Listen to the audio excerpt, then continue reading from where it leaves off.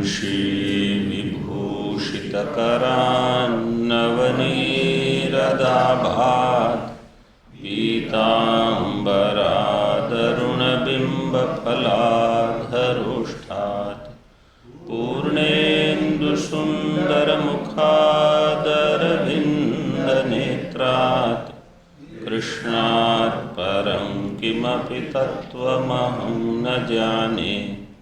शङ्करं शङ्कराचार्यं केशवं बादरायणं सूत्रभाष्यकृतौ वन्दे भगवन्तौ पुनः पुनः।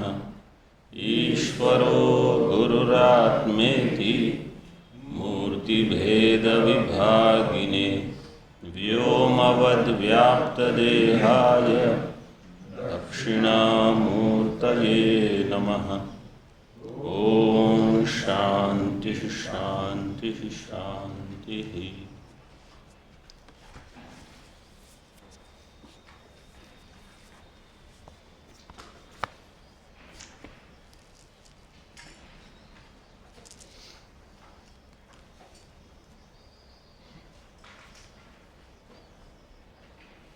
भाष्य में जो कहा तमेतम यथोक्त लक्षणम आत्मानम, तम एतम का अर्थ कर रहे थे हम। तम एतम जो पूर्व में परोक्ष था ब्रह्म अथवा क्षेत्रज्ञ पुरुष, यहाँ उसी को अब अपरोक्ष रूप से बता दिया गया। तो जो पहले परोक्ष था वो अपरोक्ष है, इसलिए तम एतम। अथवा कहीं कहीं जैसे कहीं भी इस प्रकार से प्रयोग होता है, तत् एतत्, जैसे एतद् वै तत् में आता है। तो वह जो तुमने पूछा था, जो परोक्ष था उस समय तुम्हारे लिए एतत्, वो यही है जो अभी हम बता रहे हैं। तो अपरोक्ष का दो प्रकार से अर्थ करते हैं। एक है अपरोक्ष, अभी आपकी बुद्धि में ये अपरोक्ष है, मतलब जिसको हम कहते हैं अभी आपकी बुद्धि में ये ताज़ा है, अभी आपको इसका ग्रहण करवाया गया है।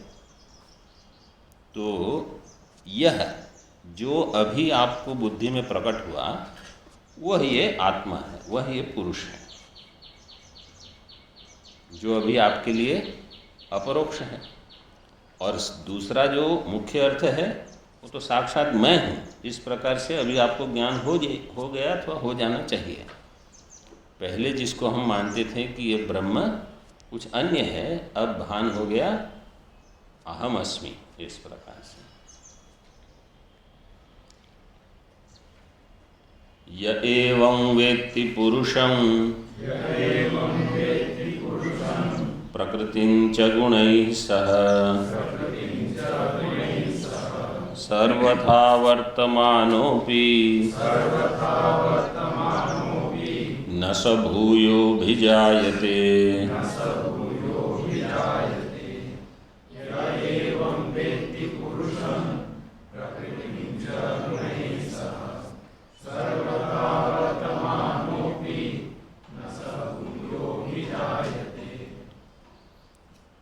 यह कश्चित् एवं पुरुषं गुणैः सह प्रकृतिं च वेत्ति,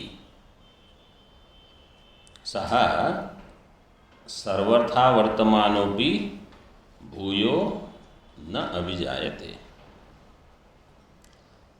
जो कोई भी पुरुष, यह पुरुषः एवं इस प्रकार से जानता है, एवं वेत्ति, पुरुषम वेत्ति, और प्रकृति को गुण के सहित प्रकृतिम च गुणैः सह वेत्ति। तो सर्वथा वर्तमानोपि, किसी भी प्रकार से वो वर्तमान का अर्थ है व्यवहार करेगा, पुनर्जन्म उसका नहीं होगा। न स भूयो अभिजायते। सर्वथा में क्या प्रत्यय लगा है? थाल प्रत्यय। किस सूत्र से? प्रकारवचने थालु। और भूयः, भूय शब्द कैसे बनेगा?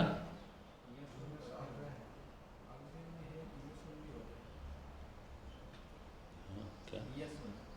यशुन। हाँ, किसमें? बहु शब्द से यशुन होगा। किस सूत्र से? आप रुकिए, अन्य कोई? यशुन प्रत्यय ये तो बहुत आता है, मतलब आपको भी रुकना ही था, लेकिन ठीक है आपने बता दिया। द्विवचन विभज्योपपदे तरब यशुनौ, इससे बहु शब्द में यशुन प्रत्यय लगेगा। फिर बहु का क्या होगा? भू आदेश हो जाएगा और बहु का लोप हो जाएगा। क्या सूत्र है वो?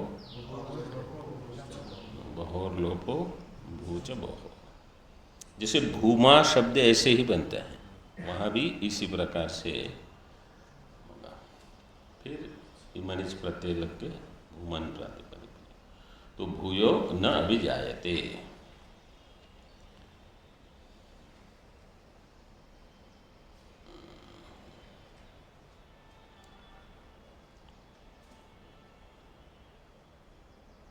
भाष्य में य एवं यथोक्त प्रकारेण वेत्ति, जो एवं वेत्ति कहा, एवं का अर्थ है इस प्रकार से। इस प्रकार से मतलब किस प्रकार से? तो जहाँ भी ऐसे प्रयोग होता है एवं वेत्ति, एवं वेत्ति का अर्थ है जिस प्रकार से अभी प्रतिपादन करवाया गया है इस प्रकार से जानना है आपको, अपनी मर्जी से नहीं।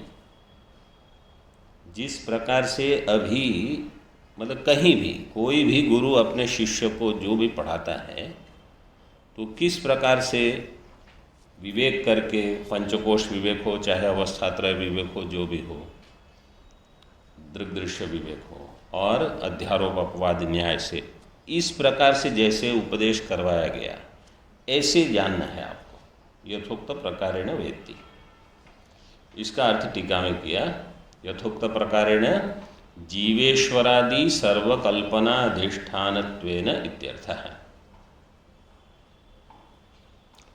जीव ईश्वर आदि सर्वकल्पना, सभी कल्पनाओं का अधिष्ठान, सर्वेषां कल्पनानां अधिष्ठानत्वेन वेत्ति। ईश्वर सत्य है कि मिथ्या है? समझो ये प्रश्न कभी किसी ने कर लिया तो क्या उत्तर देंगे?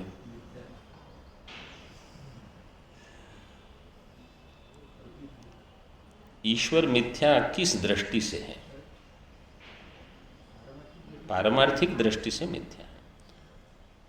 जो अपने आप को मिथ्या नहीं समझ सकता, मतलब अहंकार विशिष्ट व्यक्ति रूप से मैं मिथ्या नहीं हूँ, और ईश्वर मिथ्या अगर हो जाए, आपके पास कोई साधन नहीं रहा आगे बढ़ने के लिए।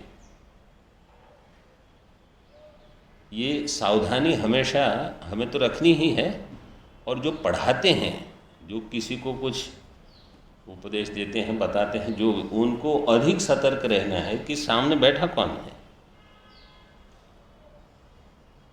क्योंकि हम इसमें बहुत ही आगे हैं कि अन्य को मिथ्या कर दें।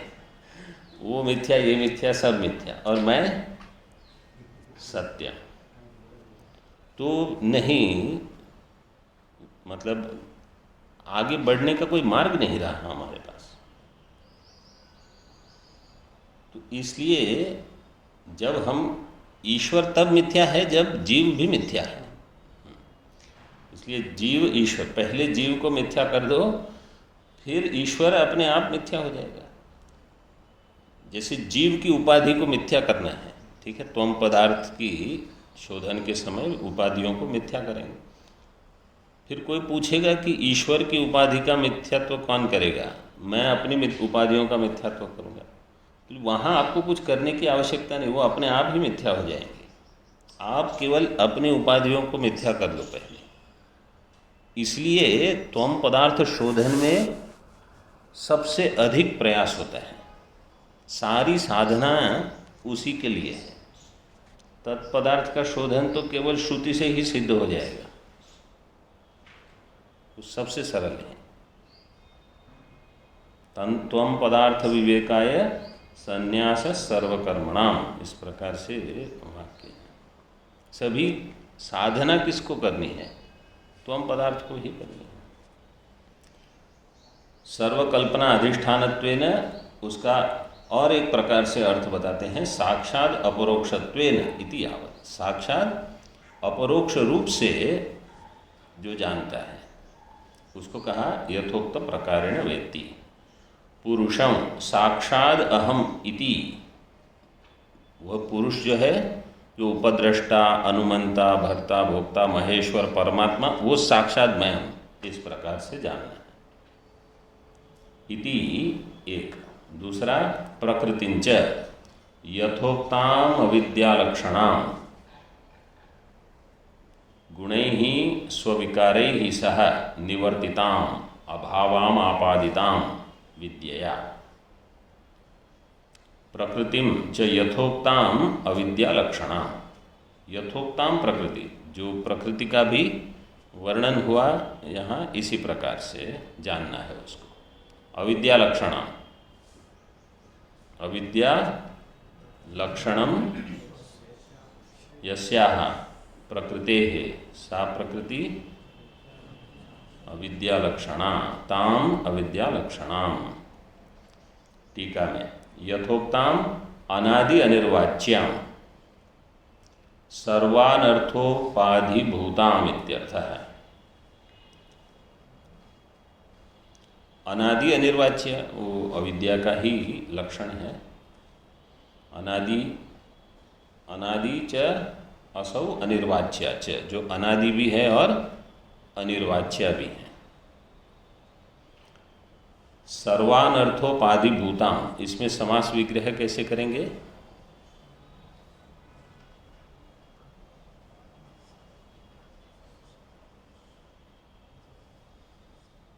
हाँ, ये टीका पूर्व पृष्ठ पर चल रही है। हाँ,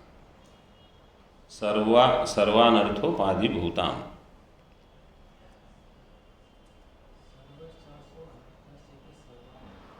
हाँ, अथवा बहुवचन के लिए सर्वाणी अनर्थानि अनर्थानि। हाँ,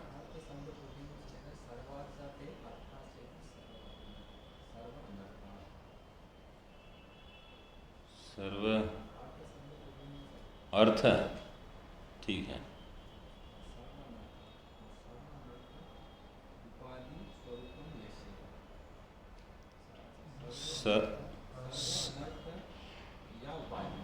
हाँ, इसमें कर्मधारय करेंगे। सर्वानर्थ और ताएव उपाधेय, हाँ, फिर आगे बहुरी करेंगे।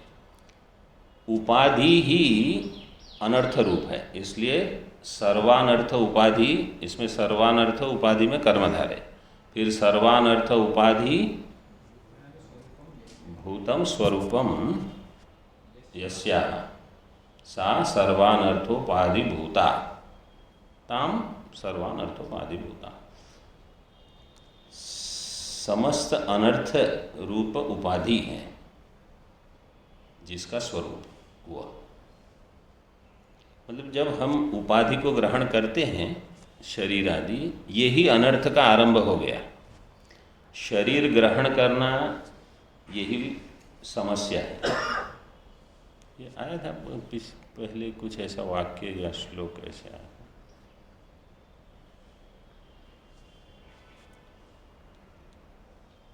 देह, इसको एक महात्मा ऐसे कहे, देह धारण के दंड हैं ये सब।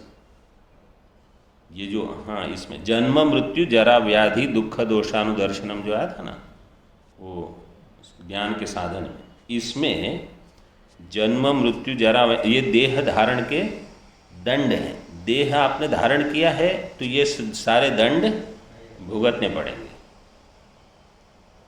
मतलब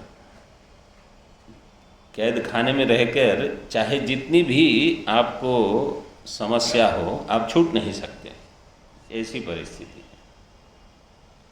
तो उपाधि ही अनर्थ है।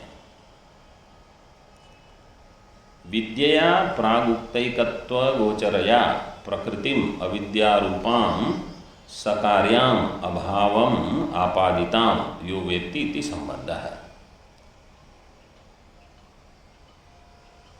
विद्यया अभावम आपादिताम, विद्या के द्वारा अभाव हो गया, भाष्य में ऐसे दिया है। अभावम आपादिताम विद्यया, विद्या के द्वारा जिसका अभाव हो गया, किसका अभाव हो गया? अविद्या का, उसके गुण और विकार सहित, गुणै ही स्विकारै ही सह।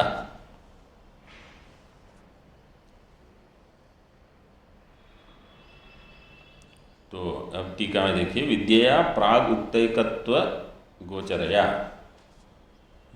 ये क्या है? विद्यया प्राग उक्तैकत्व गोचरया,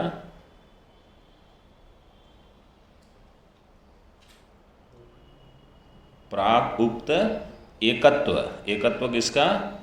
तत्पदार्थ त्वम पदार्थ, क्योंकि पहले दिया ना, शोधितार्थ यो हो ऐक्य ज्ञानम। तो जो तत्पदार्थ त्वम पदार्थ के एकत्व को विषय करती है कौन? विद्या। विद्या का विषय क्या होगा? तत्पदार्थ त्वम पदार्थ ऐक्य, जिसको हम कहते, कोई अगर कहेगा वेदांत का अनुबंध क्या है, तो उसमें एक विषय होगा, अधिकारी विषय प्रयोजनम संबंध। तो विषय होगा, विषय क्या है वेदांत का? हाँ, वही ये है, तत्पदार्थ त्वम पदार्थ ऐक्य, ये है विषय जिसका। ऐसी विद्या, वो विद्या के द्वारा अभावम आपादिताम, अविद्या, अविद्या जो अभाव को प्राप्त कर लेती है अपने गुण अपने विकार के सहित, इस प्रकार से उसका संबंध करना है।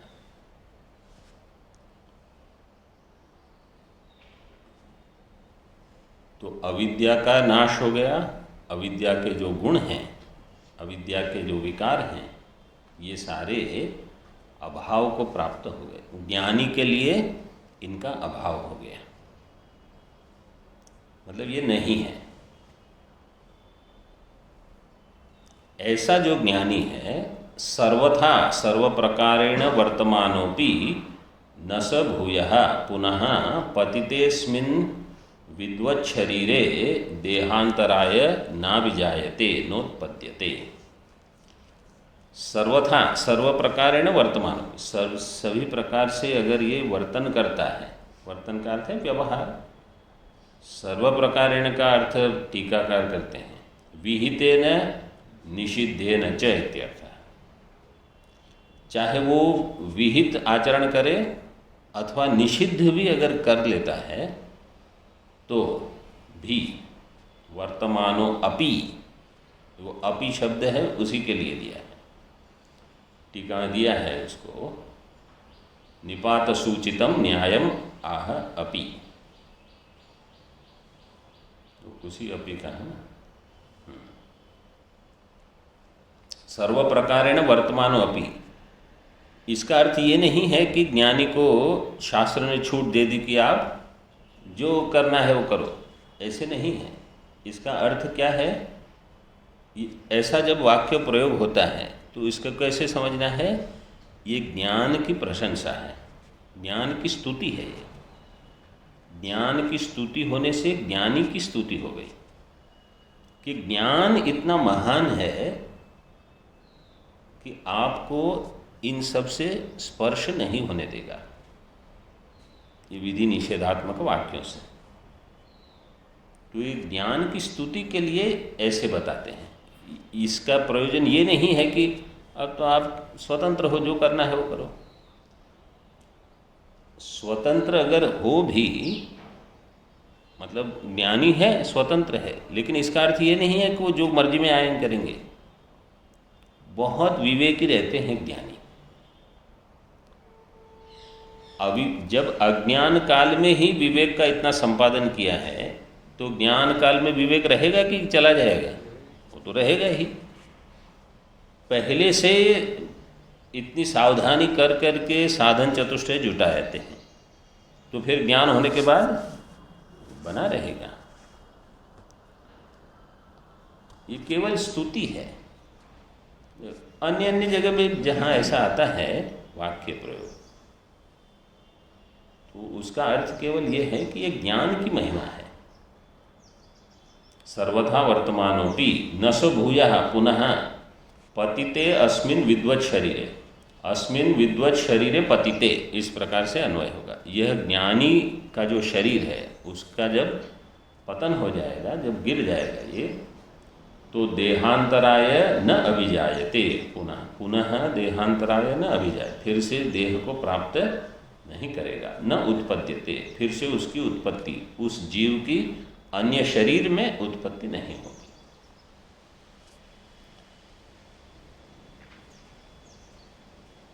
पुनर्नकारो अन्वयार्थ है, टीका में दिया है। इसका अर्थ क्या है? पुनर्नकारो अन्वयार्थ है,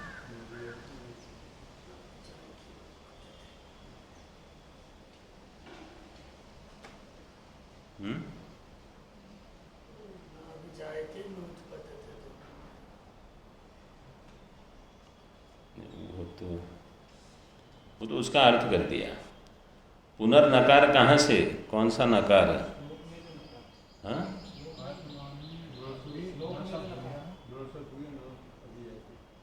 किसमें नकार है अपने यहाँ? भाष्य में नकार कहाँ?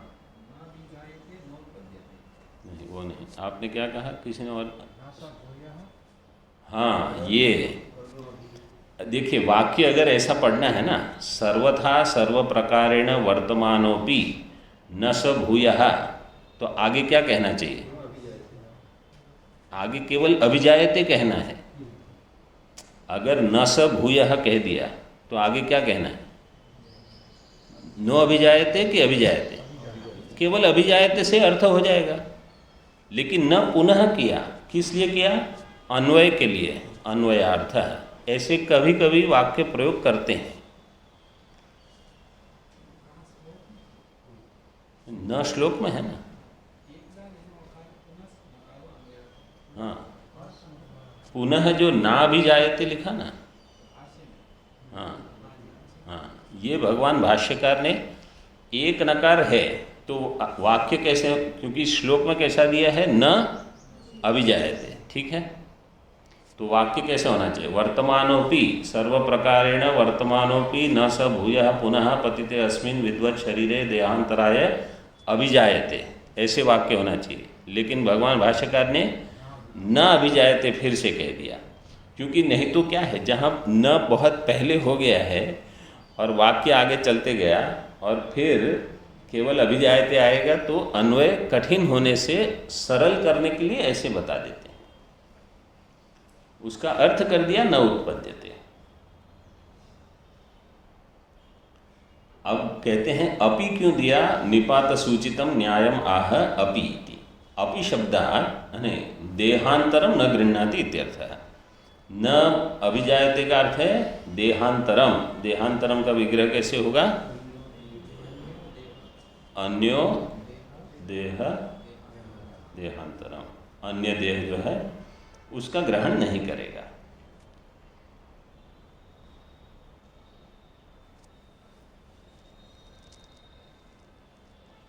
अपि शब्दात् किमु वक्तव्यम? स्ववृत्तस्थो न जायते, न जायते इति अभिप्रायः। सर्वथा वर्तमानो अपि न अभिजायते, तो किमु वक्तव्यम स्ववृत्तस्थः न जायते इति। जो विधि का, जो विधि वाक्य है समझो, वो नहीं करेगा। जो निषेध है वो कर देगा, फिर भी उसका पुनर्जन्म नहीं होगा। तो जो विधि पूर्वक वाक्य होते हैं, जिसका पालन करने योग्य है, उसका वो पालन करता है, और निषेध का नहीं करता है निषेध, तो उसका तो क्या कहना है? वो तो न अभिजायते है ही। ये कैमुतिक न्याय से बता दिया। मतलब ज्ञान होने के बाद जिनके वर्तन में अगर आपको कुछ दोष दिखता है, उनका भी पुनर्जन्म नहीं होगा। तो जिनके वर्तन में दोष नहीं है उनके पुनर्जन्म का क्या कहना, कि वो वक्त उनका तो पुनर्जन्म नहीं ही होगा। ये अपि शब्द इसलिए दिया।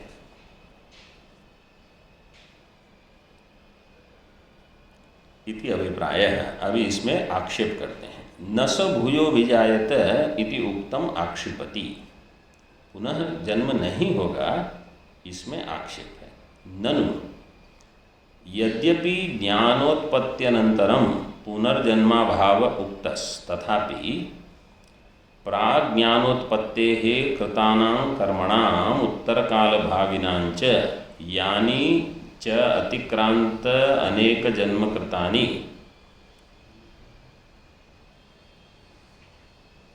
तेषांच फलमदत्वा नाशो न युक्त इति स्युस्त्रीणि जन्मानि। पूर्व पक्ष क्या कहता है? यद्यपि ज्ञानोत्पत्ति अनंतरम पुनर्जन्म अभाव उक्ता है। भगवान ने ये तो कह दिया कि ज्ञान उत्पत्ति के बाद पुनर्जन्म नहीं होगा, उसका अभाव। तथापि ज्ञान उत्पत्ति के पहले उस ज्ञानी ने कर्म किए थे कि नहीं किए थे? किए थे। इस जन्म में किए थे, पूर्व जन्म में, दोनों में। और ज्ञान उत्पत्ति के बाद कुछ कर्म करेगा? करेगा। देखिए, प्राग ज्ञान उत्पत्तेः कृतानां कर्मणां एक, उत्तर काल भाविनांच दो, यानि च अतिक्रांत अनेक जन्म कृतानि। कितने विभाग किए? 3 विभाग कर दिए। तेषांच फलम अदत्वा नाशो न युक्ता। इन सभी का फल दिए बिना आप कहते हो कि सारे कर्म का नाश हो जाए। कर्म का नाश इसलिए हो जाएगा कि इनका पुनर्जन्म नहीं होगा, तो कर्म का कोई फल नहीं रहा। तो ये जो आप कह रहे हो ये ठीक नहीं है। तेषां च फलम अदत्वा नाशः, बिना फल दिए। अदत्वा दुदाए दाने धातु में तो आप प्रत्यय लगेगा। फिर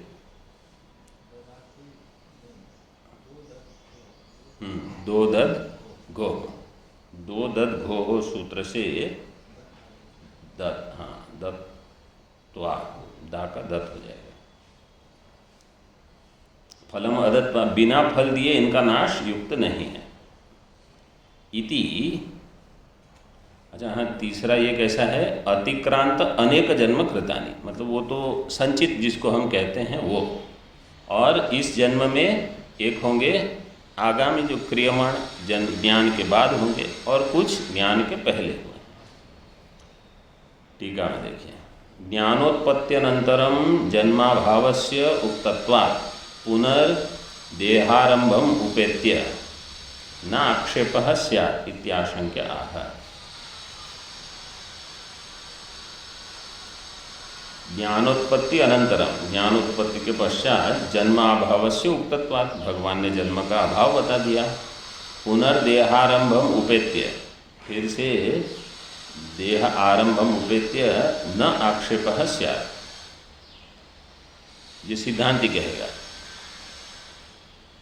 अब ननु आक्षेप कर रहे हो, भगवान ने जब कह दिया कि जन्म नहीं होगा तो क्या है? तो कहते हैं वो तो ठीक है, लेकिन ऐसे करके आक्षेप करते हैं। तथापि स्युः त्रीणि जन्मानि इति संबंध, फिर भी 3 जन्म तो हो। मतलब वो कैसे विभाग करते हैं? 3 जन्म क्यों? 1 2 क्यों नहीं? 5 7 क्यों नहीं? बोले जो ज्ञान के पहले कर्म हुए थे वो 1 जन्म, ज्ञान के बाद जो कर्म होंगे 1 जन्म, और सारे पूर्व के संचित 3, ऐसे विभाग किए। वर्तमान देहे ज्ञानात् पूर्वोत्तर कालानां कर्मणां फलमदत्वा नाशायोगा जन्मद्वयम् आवश्यकम् अतीता अनेक देहेष्वपि कृतकर्मणां नाभुक्तं क्षीयते कर्म इति स्मृतेरदत्वा फलम अनाशाद अस्ति तृतीयम अपि जन्मेत्याह। ये 3 विभाग कैसे किए वो बता दिए टीकाकार ने। वर्तमान देहे ज्ञानात् पूर्वोत्तर कालानां कर्मणां फलम अदत्वा, वर्तमान देह में जब ज्ञान होता है उसके पूर्व काल और उत्तर काल, पूर्व उत्तर कालानाम कर्मणाम फलम अदत्वा नाश अयोगाय जन्मद्वयम आवश्यकम, ये 2 जन्म इसके हो जाएंगे। और अतीत अनेक देहेषु अपि कृतकर्मणाम, इतने सारे देह पहले थे उसमें कर्म किए थे, कृतकर्मणाम नाभुक्तं क्षीयते कर्म इति स्मृते है, ये स्मृति है, नाभुक्तं क्षीयते कर्म कल्पकोटि शतैरपि अवश्यमेव भोक्तव्यम कृतं कर्म शुभाशुभम। ये तो महाभारत जी,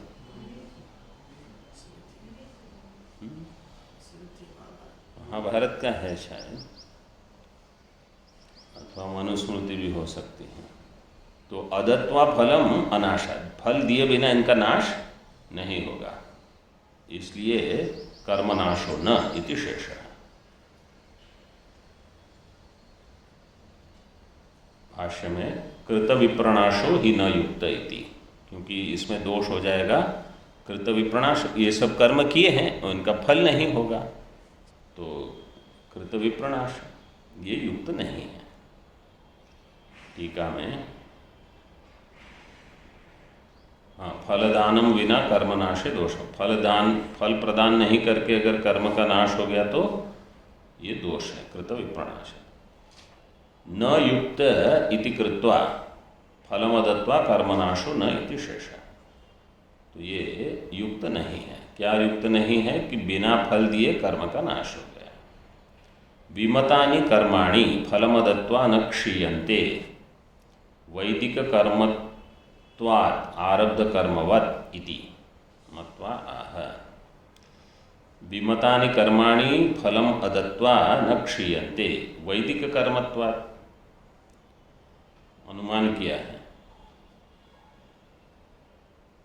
विमतानि कर्माणि, कौन से कर्म लेंगे यहाँ पक्ष में?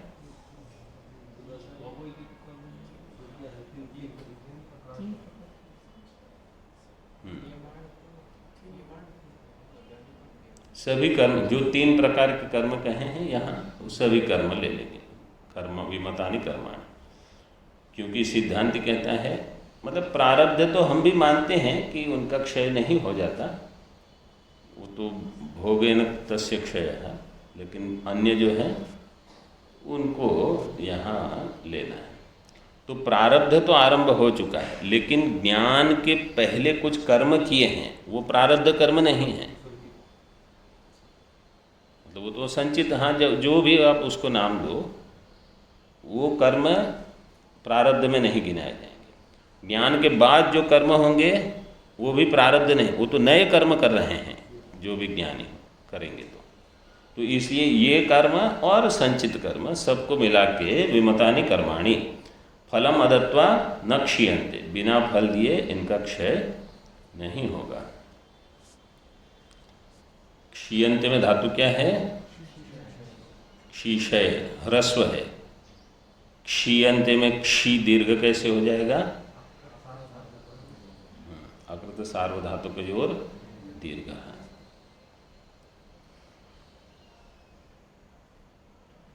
और उनकी व्याप्ति है कि जो जो वैदिक कर्म है वो फल दिए बिना क्षीण नहीं होगा। यत्र यत्र वैदिक कर्मत्वम तत्र तत्र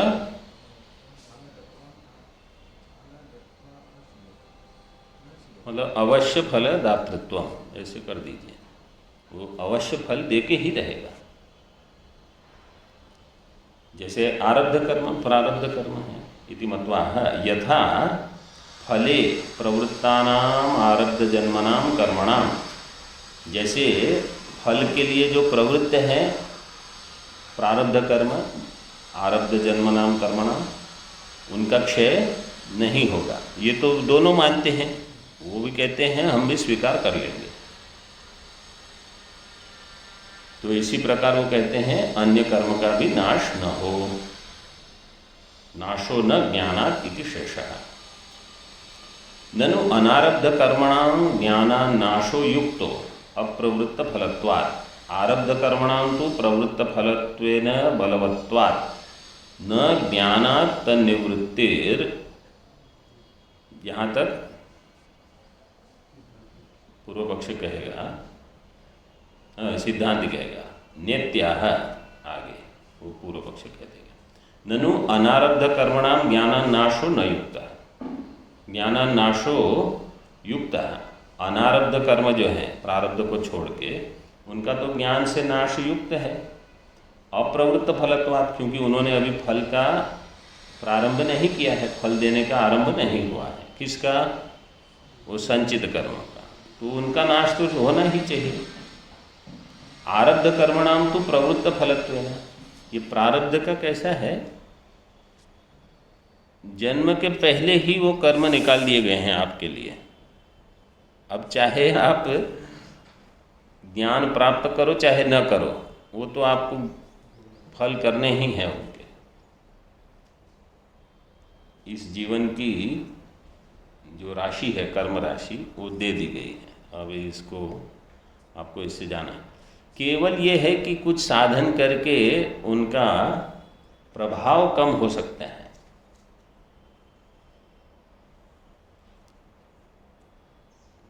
बाकी तो कुछ नहीं कर सकते। और ज्ञान से उनका मिथ्यात्व, जैसे रज्जु सर्प मिथ्या है, ऐसे ज्ञान से मिथ्यात्व ज्ञानी के लिए सिद्ध हो जाएगा, मतलब बिल्कुल हो जाएगा। मिथ्या का अर्थ ये नहीं है कि वो अनुभव नहीं देंगे। वेदांत कभी ये नहीं कहता कि जो मिथ्या है वो अनुभव नहीं कराएगा। जैसे स्वप्न मिथ्या है, स्वप्न में अनुभव होता, हम कहाँ ना कहीं नहीं कहते। साधारण बुद्धि ये बन जाती है कि मिथ्या का अर्थ है कुछ अनुभव ही ना हो उसका, ये वेदांत नहीं कहता। मतलब जैसे कोई ज्ञानी है तो उनको ठंड भी लगेगी, गर्मी भी लगेगी, भूख प्यास लगेगी, पीड़ा भी होगी, लेकिन वो मिथ्या हो सकते हैं। अनुभव होना और मिथ्यात्व, इनमें विरोध है कि नहीं है?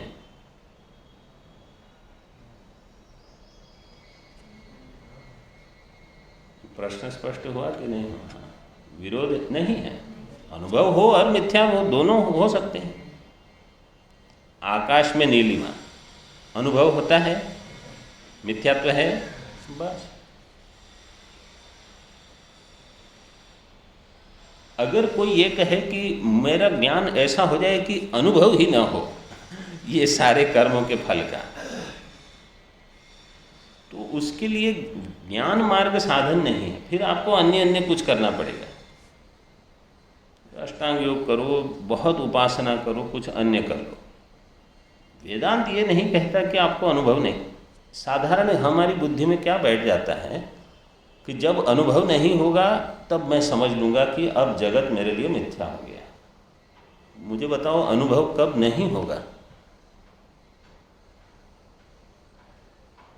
तो सब हर कल्प में अनुभव होगा, तो आप कितने कल्प तक रुकोगे? मिथ्यात्व का निश्चय करना है कि ये मिथ्या है, अनिर्वचनीय है। ऐसा नहीं कि अनुभव शांत हो जाएंगे सारे। तो हम एक प्रतीक्षा में रहते हैं कि जब सर्प जाएगा तब मैं समझ लूँगा कि अब सर्प रज्जु में नहीं रहा। तो कब जाएगा वो? कभी नहीं जाएगा। ये जिसकी बुद्धि में बैठ गया उनको अद्वैत ज्ञान हो जाएगा।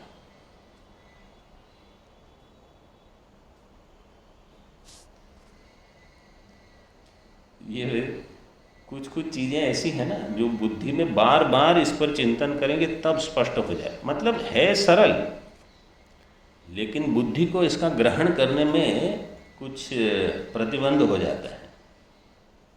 स्वीकार ही हम नहीं कर पाएंगे कि अनुभव हो रहा है तो मिथ्या कैसे है। वो तो लौकिक लोग यही कहते हैं। जब हम कहते हैं ब्रह्म सत्यम जगन मिथ्या, तो लौकिक लोग क्या कहेंगे? मिथ्या कैसे है, अनुभव हो रहा है। हमने कहा कि मिथ्या होने का अर्थ अनुभव नहीं होगा। ऐसा अर्थ हमने कभी किया ही नहीं। मिथ्या का अर्थ हम पहले से कहते हैं अनिर्वचनीय है। सत्वेन असत्वेन निर्वक्तुम न शक्यते अथवा उभयत्वेन, ऐसे हम अनिर्वचनीय को पारिभाषिक शब्द बनाते हैं, क्योंकि केवल शास्त्र के लिए है ये शब्द। तो जैसा है ऐसे ऐसे आप समझ लो बस।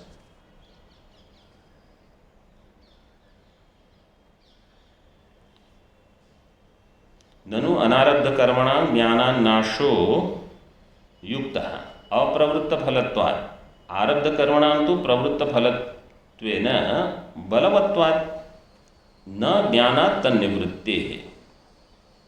जो आरब्ध कर्म है वो तो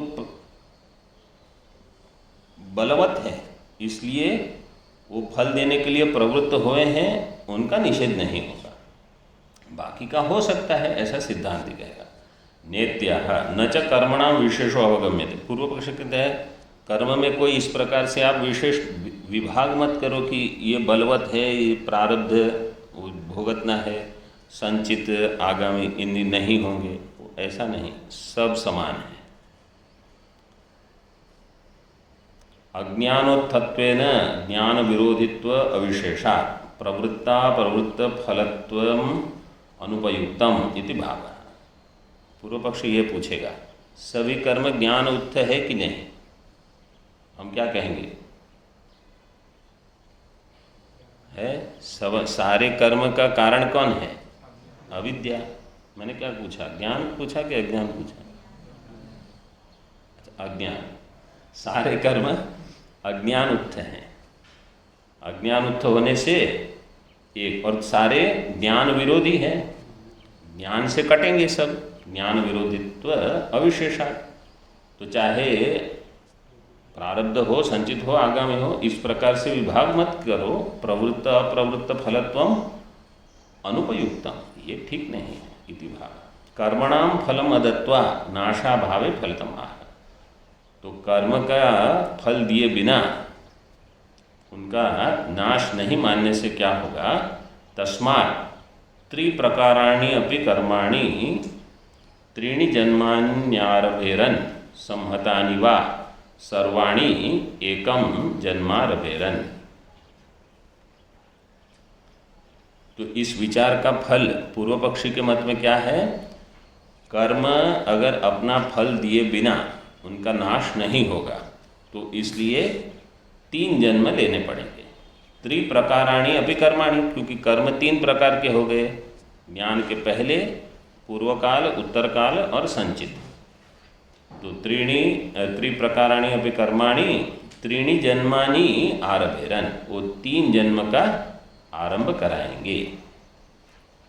संहत एक विकल्प किया, अथवा संहतानि वा सर्वाणि एकम जन्म आरभेरन्, अथवा सारे कर्म मिलके एक जन्म तो कम से कम आपको लेना ही है। ऐसे